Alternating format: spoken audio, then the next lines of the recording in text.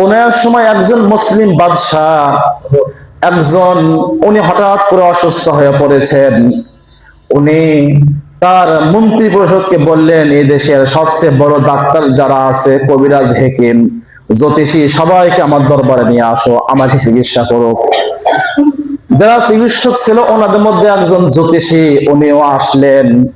আসার পরে উনি অনেক গণনা, জ্যোতিষীরা হাতের কেয়ার দেখে কিনা বলেন, মাটিতে বিভিন্ন নকশা করে, এগুলো করে জ্যোতিষীর মুখটা লাল বর্ণ হয়ে গেল। জ্যোতিষীকে বলা হলো, আপনি হঠাৎ করে মনে হয় আপনার চেহারাটা লাল বর্ণ হয়ে গেল, এর কারণটা কি?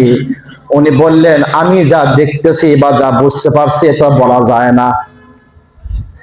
বলেন, কোনো সমস্যা নাই। আমি তো আমার গবেষণা করে দেখলাম বাদশার হায়াত আর নাই, 3 দিনের মধ্যেই উনি মারা যাবেন। তাহলে বলেন, একজন অসুস্থ মানুষের কাছে গিয়ে যদি এ কথা বলা হয় আপনার হায়াত নাই, আপনি শেষ, মারা যাবেন, ওই লোকটা মরবো কিনা? আসলে হায়াত আল্লাহ দিবেন, তবে ওই লোকটা আসলেই অসুস্থ, এই কথা শোনার পরে উনি আরো জীবনের প্রতি নিরাশ হয়ে যাবেন। এই জন্য রাসূল শিক্ষা দিয়েছেন, তোমরা যখন কোনো অসুস্থ মানুষের দরবারে যাবে তাকে সান্ত্বনা দিবে, এটাও একটা ইবাদত। এটা একটা নামাজের মতন, এটাও একটা ইবাদত।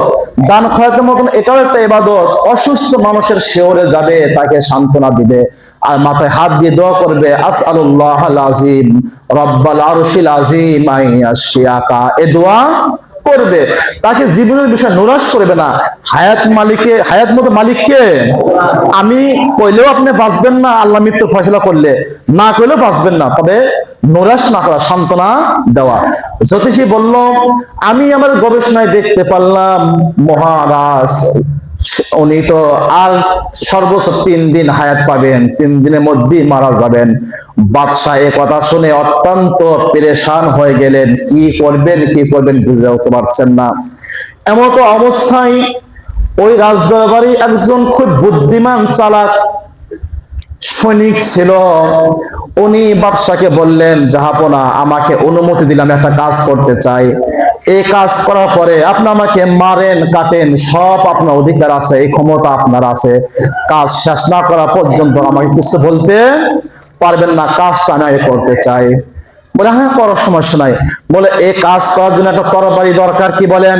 তরবারি দরকার। ওনাকে তরবারি দেওয়া হলো। তরবারি নিয়ে বাদশার সম্মুখে এক কোপ দিয়ে জ্যোতিষীর কল্লাটা কেটে ফেলছে। এখন বাদশা বলে, তুমি কি করলে? সর্বনাশ! আমার দরবারে, রাজ দরবারে এসে আমার সম্মুখে, যেখানে দেশের সকল ভিআইপি পার্সন ব্যক্তিরা এখানে আছে, এমন একটা মজলিসে তুমি আমার সম্মুখে তরবারি দিয়ে এক কোপ দিয়ে এই জ্যোতিষীর কল্লা কেটে ফেলে, কেমন হলো?